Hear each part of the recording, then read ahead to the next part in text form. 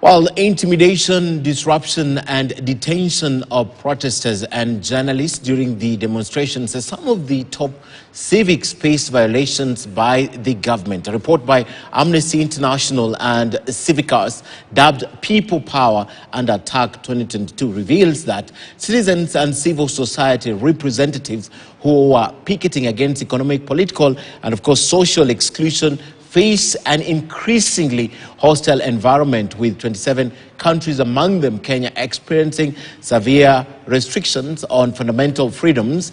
Our reporter Brenda Zeda Radido with the details from that report. Demonstrations in Kenya have often been described as the only language that government understands anytime citizens and civil society take to the streets in an attempt to hold the government accountable or demand compliance with human rights commitments. These protests come with great risks. The exercise of fundamental freedoms of association, peaceful assembly and expression can lead to dire consequence, not only to protesters but also bystanders.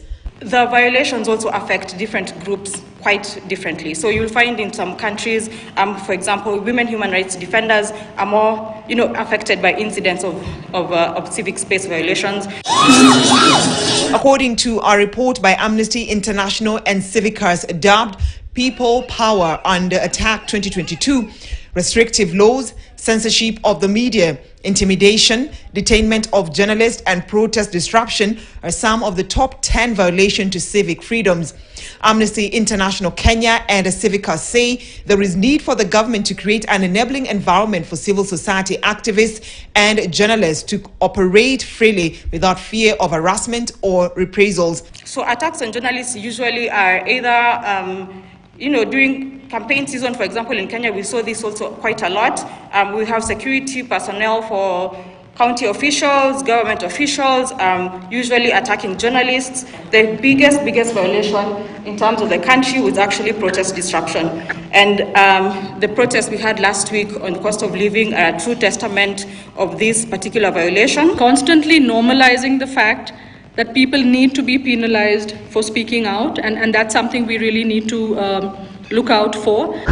In the report, the human rights bodies say there is need to refrain from using excessive force against peaceful protesters, stop preempting and preventing protest, and adopt best practices on freedom of peaceful assembly. The civil rights groups have further called for a thorough investigation of deaths and attacks witnessed during demonstrations, and those responsible are brought to justice. We don't see the youth going to the streets as much in the country, but you will find that online protests actually have created quite a lot of traction in terms of issues, also online petitions and things like that.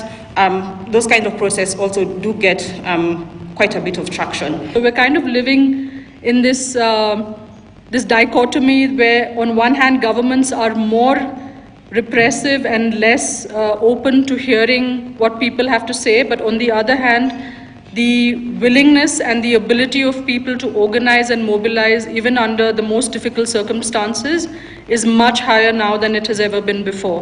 Brenda Zeda Radido, KTN News. All right, let's